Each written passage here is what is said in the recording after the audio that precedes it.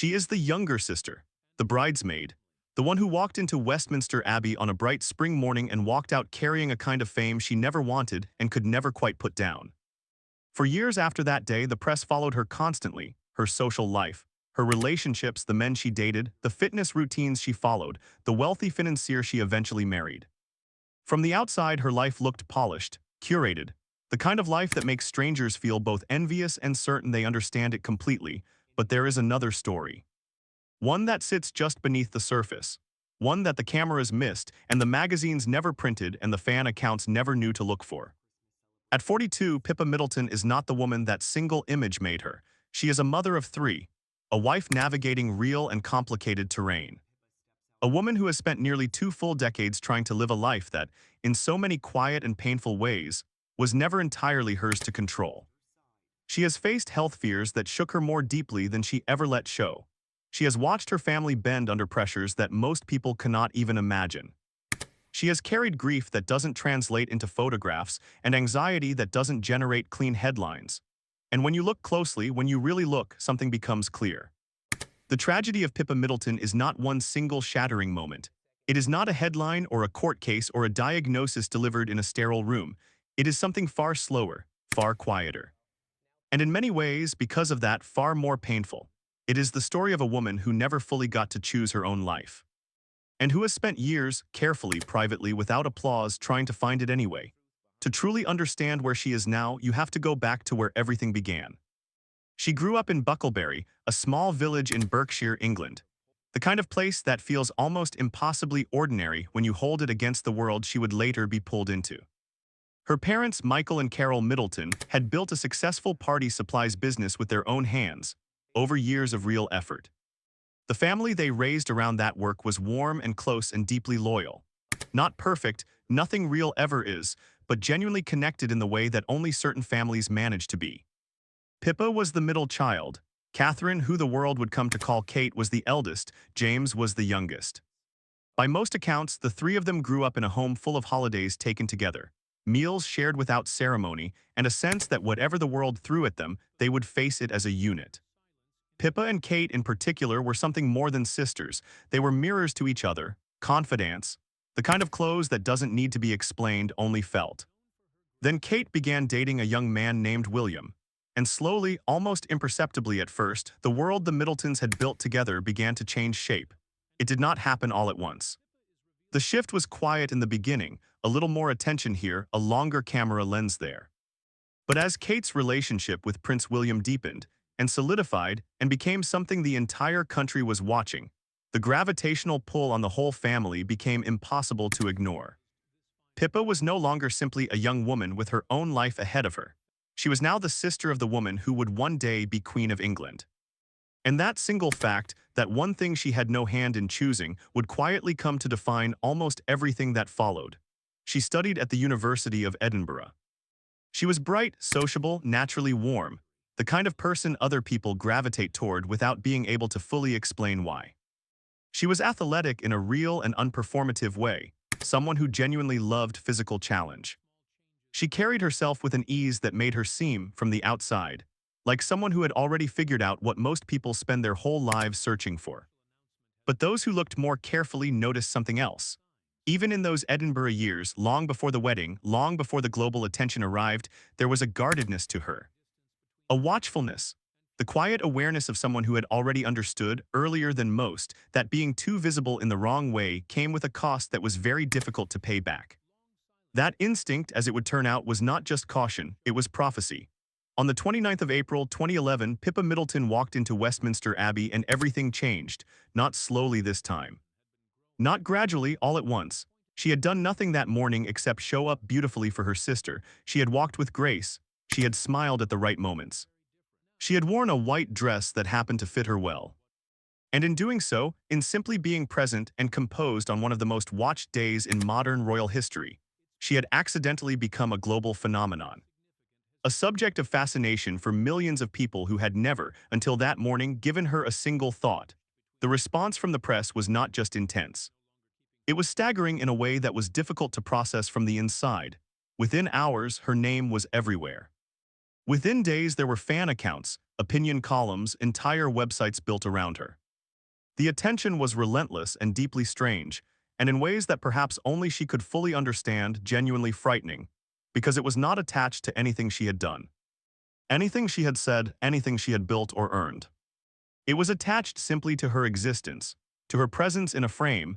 Pippa has never spoken at length about what those first weeks truly felt like.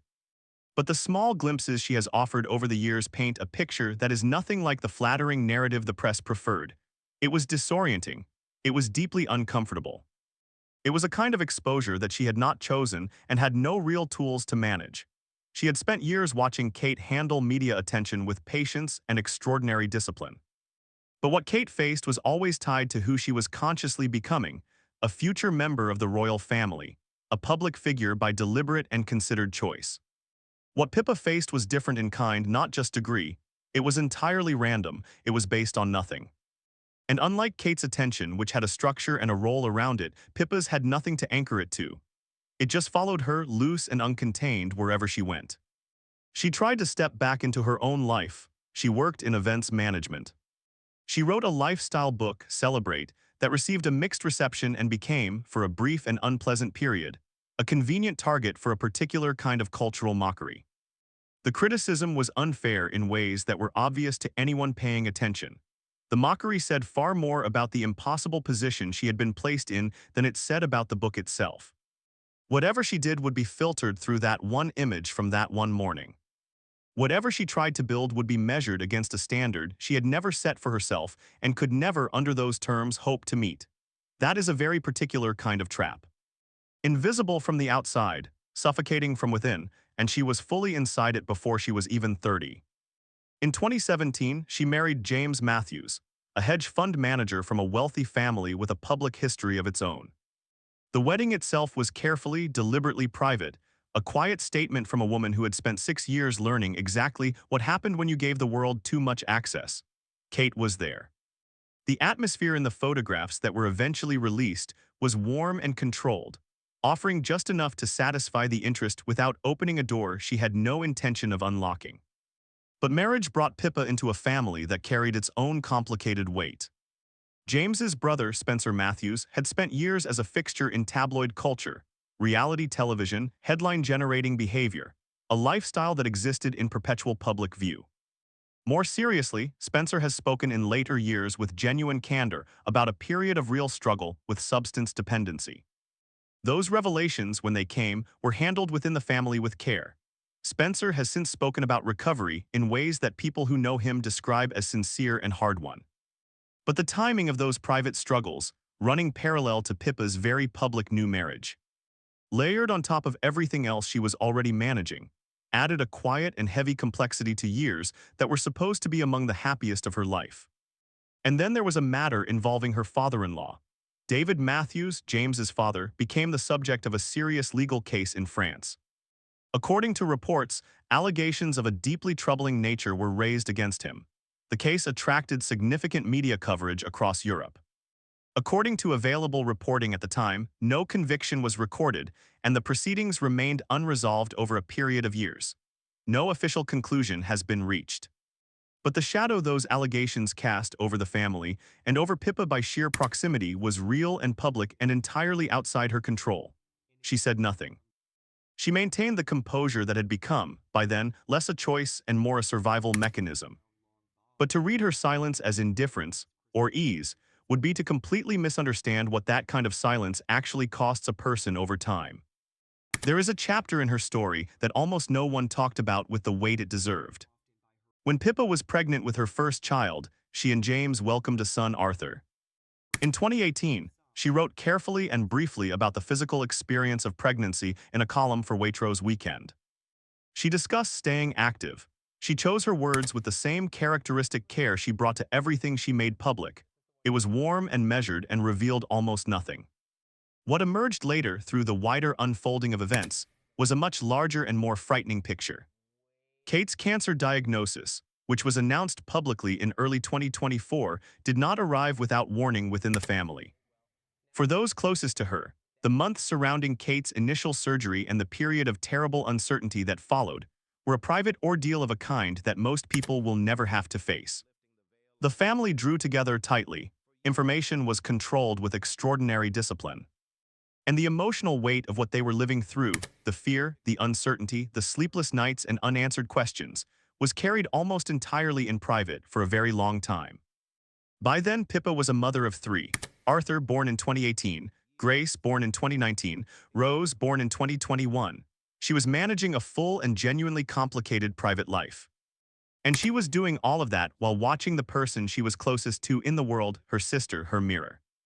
The woman she had grown up beside, face something that no amount of privilege or wealth or royal protocol could fix or soften or make less terrifying.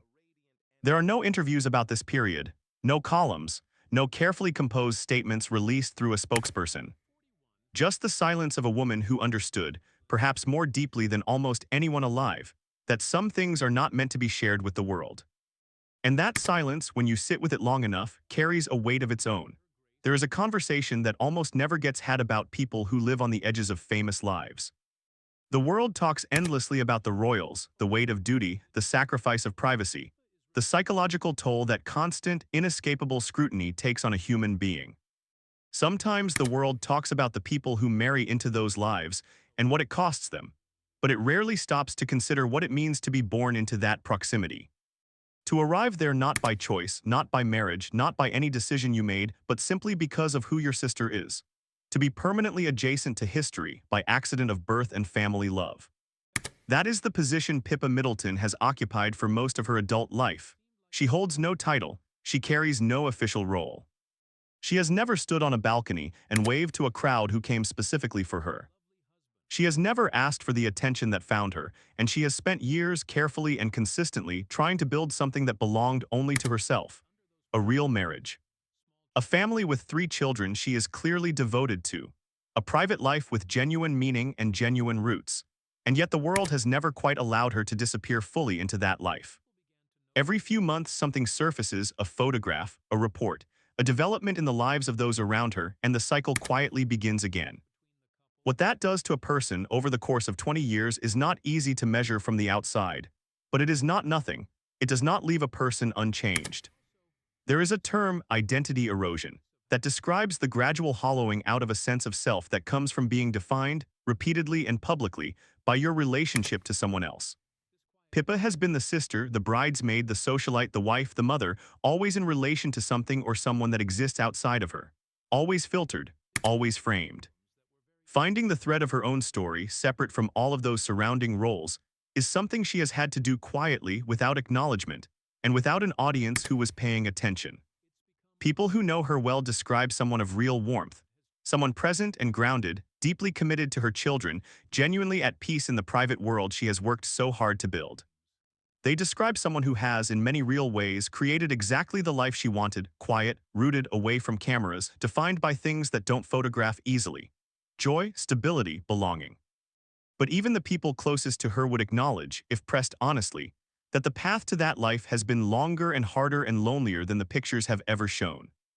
By 2024 and into 2025, the world Pippa had spent years carefully constructing had shifted in ways she could not have prepared for. Kate's diagnosis changed everything.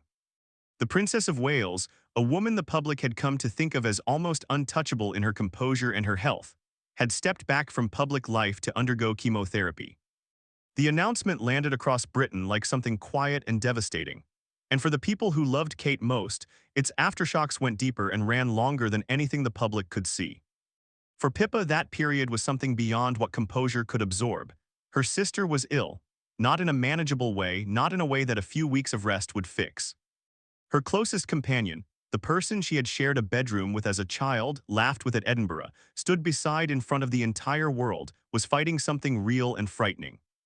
And all the privilege and all the careful management and all the wealth that surrounded their world could not make that less true. According to people familiar with the family during that time, Pippa was a steady and constant presence. She visited. She helped with the children when it was needed.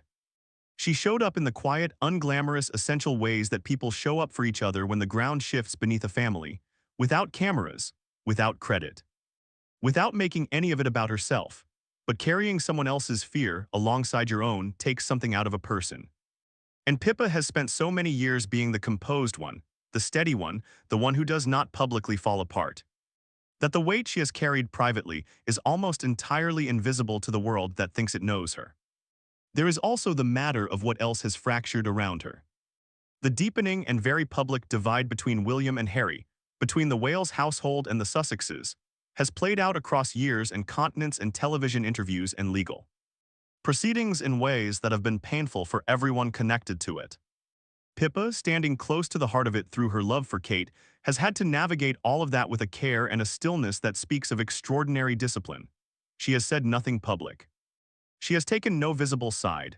The silence, again, is eloquent in ways that words would not be. At 42, she has lived through more than her age alone would suggest. More than her public image would ever reflect, more than most people will ever give her credit for. There is a particular kind of strength that makes no noise. It does not give speeches. It does not release statements or sit down for emotional interviews or turn its pain into content. It is the strength that shows up at a hospital room and says nothing because presence is enough. The strength that holds a family together from the inside while the outside world invents a simpler version of who you are. The strength that keeps going quietly without expecting anyone to notice what it costs. That is the most honest picture of Pippa Middleton at 42. The woman who appeared in that image on that spring morning in 2011 was always going to be simplified by the world.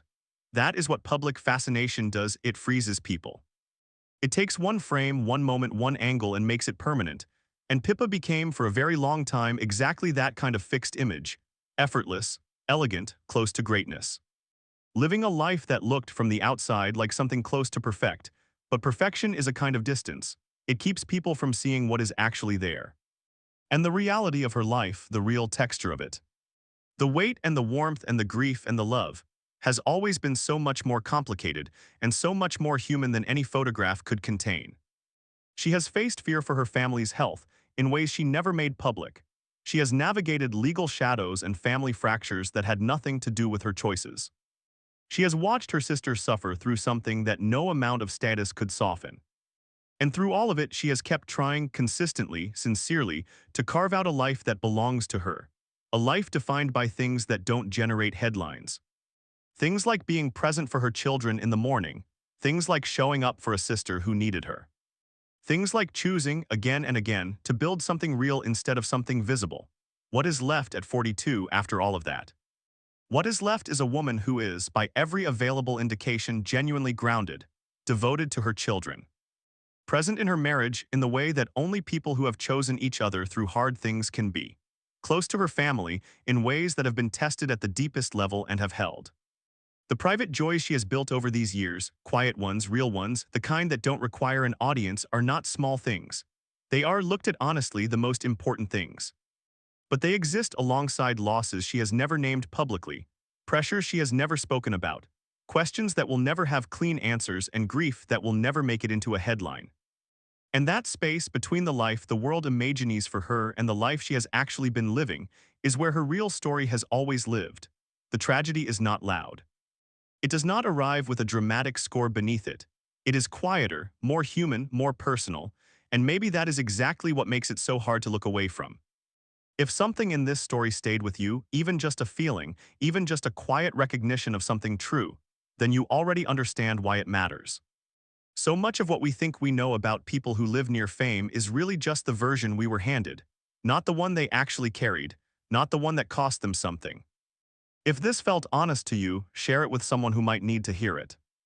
Leave a thought in the comments, not about celebrity, but about what it really means to live a life that was never entirely your own. And if you want to keep finding stories told this way, with this kind of care, subscribing takes one moment. We will see you in the next one.